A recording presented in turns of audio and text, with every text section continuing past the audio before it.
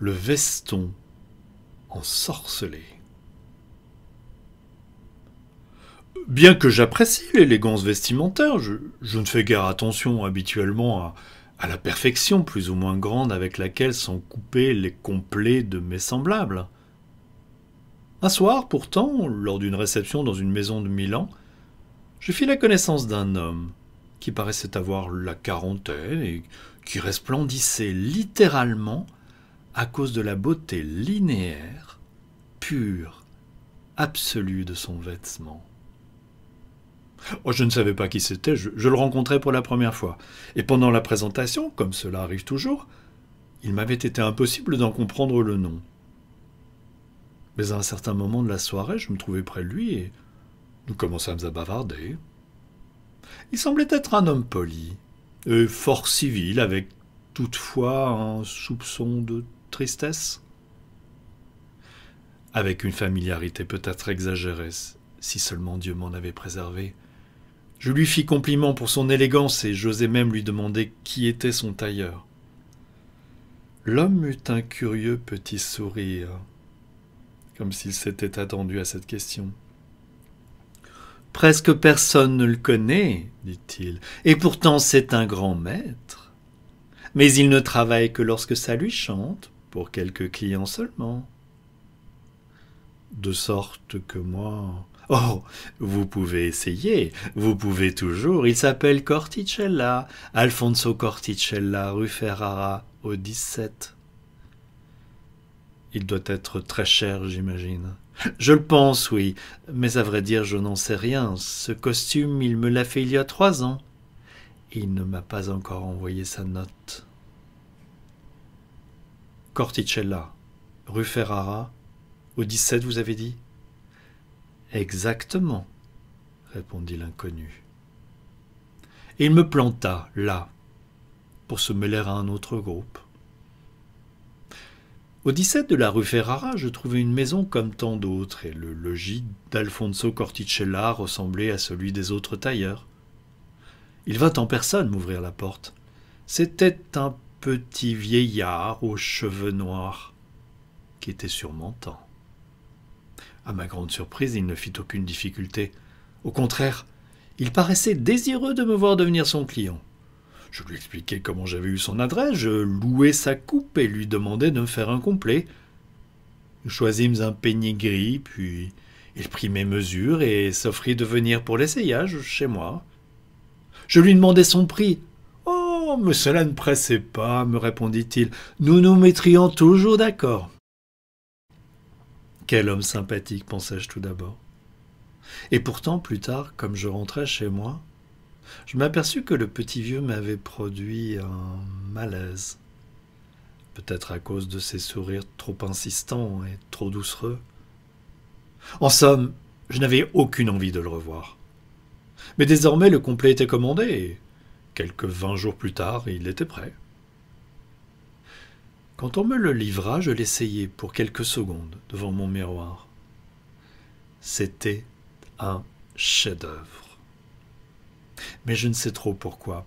Peut-être à cause du souvenir du déplaisant petit vieux, je n'avais aucune envie de le porter. Et des semaines passèrent avant que je me décide. Ce jour-là, je m'en souviendrai toujours. C'était un mardi d'avril et il pleuvait. Quand j'eus passé mon complet, pantalon, gilet et veston, je constatai avec plaisir qu'il ne me tiraillait pas et ne me gênait pas aux entournures, comme le font toujours les vêtements neufs. Et pourtant, il tombait à la perfection. Oh, par habitude, je ne mets rien dans la poche droite de mon veston. Mes papiers, je les place dans la poche gauche. Ce qui explique pourquoi ce n'est que 2 heures plus tard, au bureau, en glissant par hasard ma main dans la poche droite, que je m'aperçus qu'il y avait un papier dedans. Peut-être la note du tailleur ? Non. C'était un billet de 10 000 lire. Je restai interdit. Ce n'était certes pas moi qui l'y avais mis. D'autre part, il était absurde de penser à une plaisanterie possible du tailleur Corticella. Encore moins un cadeau de ma femme de ménage, la seule personne qui avait eu l'occasion de s'approcher du complet après le tailleur. Est-ce que ce serait un billet de la Sainte Farce ? Je le regardais à contre-jour, je le comparais à d'autres. Plus authentique que lui, c'était impossible. L'unique explication, une distraction de Corticella. Peut-être qu'un client était venu lui verser un acompte. À ce moment-là, il n'avait pas son portefeuille et, pour ne pas laisser traîner le billet, il avait glissé dans son veston, pendu un cintre. Ce sont des choses qui peuvent arriver. J'écrasai la sonnette pour appeler ma secrétaire. J'allais écrire un mot à Corticella et lui restituer son argent, qui n'était pas à moi. Mais à ce moment, et je ne saurais en expliquer la raison, je glissai de nouveau ma main dans ma poche. « Qu'avez-vous, monsieur? Vous ne vous sentez pas bien ?» me demanda la secrétaire qui entrait alors. J'avais dû pâlir comme la mort. Dans la poche, mes doigts avaient rencontré les bords d'un autre morceau de papier qui n'y était pas quelques instants avant. Non, ce n'est rien dû. Un léger vertige.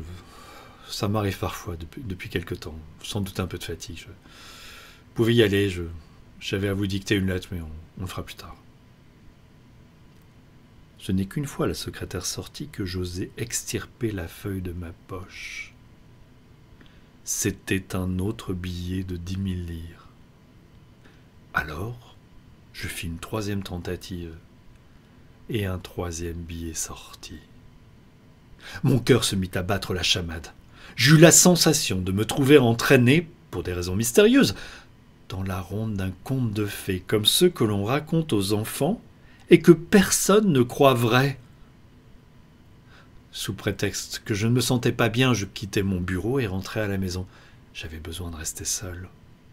Heureusement, la femme qui faisait mon ménage était déjà partie. Je fermai les portes, baissai les stores et commençai à extraire les billets l'un après l'autre, aussi vite que je le pouvais, de la poche qui semblait inépuisable. Je travaillais avec une tension spasmodique des nerfs, dans la crainte de voir cesser d'un moment à l'autre le miracle. J'aurais voulu continuer toute la soirée, toute la nuit, jusqu'à accumuler des milliards. Mais à un certain moment, les forces me manquèrent. Devant moi, il y avait un tas impressionnant de billets de banque. L'important maintenant était de les dissimuler, pour que personne n'en ait connaissance. Je vidai une vieille malle pleine de tapis et dans le fond je déposai par liasses les billets que je comptais au fur et à mesure. Il y en avait largement pour 50 millions. Quand je me réveillai le lendemain matin, la femme de ménage était là, stupéfaite de me trouver tout habillé sur mon lit. Je m'efforçai de rire en lui expliquant que la veille au soir, j'avais bu un verre de trop, que le sommeil m'avait surpris à l'improviste. Une nouvelle angoisse. La femme se proposait pour m'aider à enlever mon veston afin de lui donner au moins un coup de brosse. Je répondis que je devais sortir tout de suite, que je n'avais pas le temps de me changer, et puis je me hâtai vers un magasin de confection pour acheter un vêtement semblable au mien en tout point. Je laisserais le nouveau aux mains de ma femme de ménage. Le mien, celui qui ferait de moi en quelques jours un des hommes les plus puissants du monde, je le cacherai en lieu sûr. Je ne comprenais pas si je vivais un rêve, si j'étais heureux ou si au contraire je suffoquais sous le poids d'une trop grande fatalité. En chemin, à travers mon imperméable, je palpais continuellement l'endroit de la poche magique. Chaque fois, je soupirais de soulagement. Sous l'étoffé, le réconfortant froissement du papier-monnaie me répondait. Mais une singulière coïncidence refroidit mon délire joyeux. Sur les journaux du matin de gros titres, l'annonce d'un cambriolage survenu la veille occupait presque toute la première page. La camionnette blindée d'une banque qui, après avoir fait le tour des succursales, allait transporter au siège central les versements de la journée, avait été arrêtée et dévalisée rue Palmanova par 4 bandits. Comme les gens accouraient, un des gangsters, pour protéger sa fuite, s'était mis à tirer. Un des passants avait été tué. Mais c'est surtout le montant du butin qui me frappa. Exactement 50 millions. Comme les miens.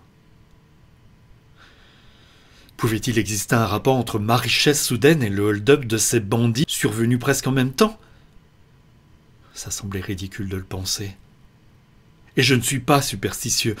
Toutefois, l'événement me laissa très perplexe. Plus on possède, et plus on désire. J'étais déjà riche, compte tenu de mes modestes habitudes. Mais le mirage d'une existence de luxe effrénée m'éprenait. Et le soir même, je me remis au travail. Maintenant, je procédais avec plus de calme, et les nerfs moins tendus. 135 autres millions s'ajoutèrent au trésor précédent. Cette nuit-là, je ne réussis pas à fermer l'œil. Était-ce le pressentiment d'un danger ou la conscience tourmentée de l'homme qui obtient sans l'avoir mérité une fabuleuse fortune, ou une espèce de remords confus? Aux premières heures de l'aube, je sautai du lit, m'habillai et courus dehors en quête d'un journal. Comme je lisais, le souffle me manqua. Un terrible incendie provoqué par un dépôt de pétrole qui s'était enflammé avait presque complètement détruit un immeuble dans la rue de Sainte-Cloro, en plein centre, entre autres les coffres d'une grande agence immobilière qui contenait plus de 130 millions en espèces avaient été détruits. 2 pompiers avaient trouvé la mort en combattant le sinistre.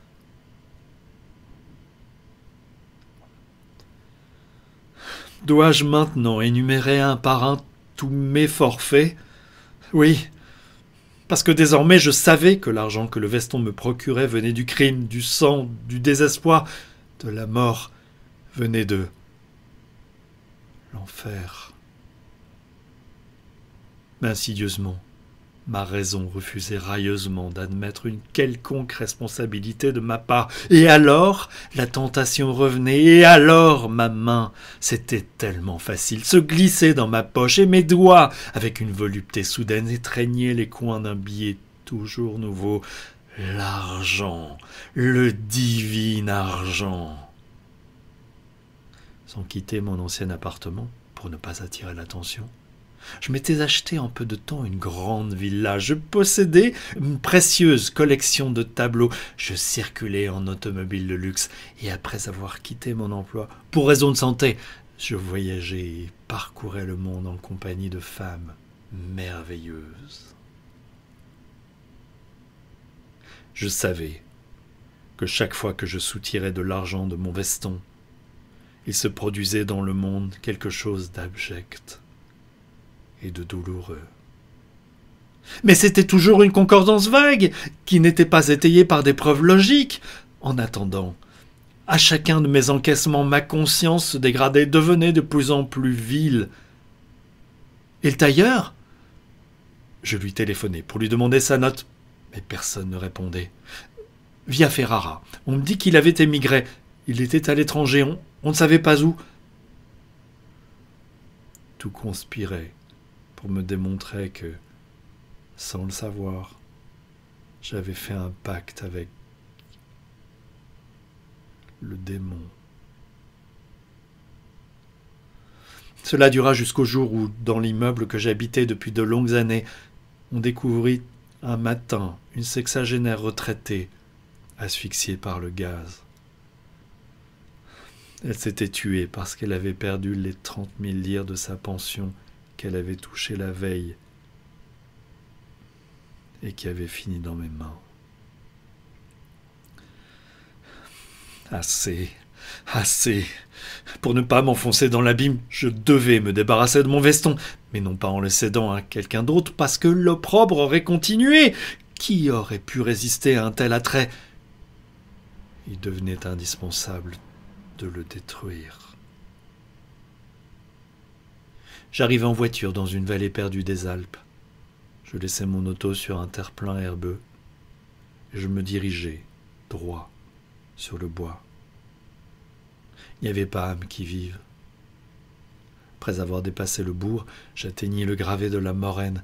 Là, entre 2 gigantesques rochers, je tirai du sac tyrolien l'infâme veston, l'imbibai d'essence et y mis le feu. En quelques minutes, il ne resta que des cendres. Mais à la dernière lueur des flammes, derrière moi, à 2 ou 3 mètres, aurait-on dit, une voix humaine retentit. Trop tard, trop tard. Terrorisé, je me retournai d'un mouvement brusque, comme si un serpent m'avait piqué. Mais il n'y avait personne en vue. J'explorais tout alentour, sautant d'une roche à l'autre, pour débusquer le maudit qui me jouait ce tour. Rien. Il n'y avait que des pierres. Malgré l'épouvante que j'éprouvais, je redescendis dans la vallée avec une sensation de soulagement, libre, finalement, et riche, heureusement. Mais sur le talus, ma voiture n'était plus là. Et lorsque je fus rentré en ville, ma somptueuse villa avait disparu. À sa place, un pré inculte avec l'écriteau « Terrain communal à vendre » et mes comptes en banque. Je ne pus m'expliquer comment, étaient complètement épuisés, disparus de mes nombreux coffres-forts, les gros paquets d'actions et de la poussière, rien que de la poussière dans la vieille malle.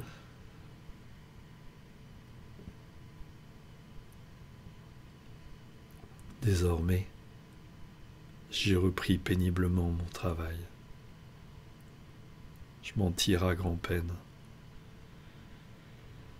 Et ce qui est étrange, personne ne semble surpris par ma ruine subite.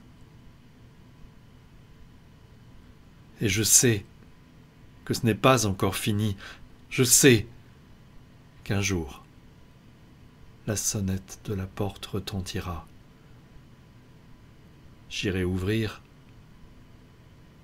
et je trouverai devant moi ce tailleur de malheur avec son sourire abject pour l'ultime règlement de compte.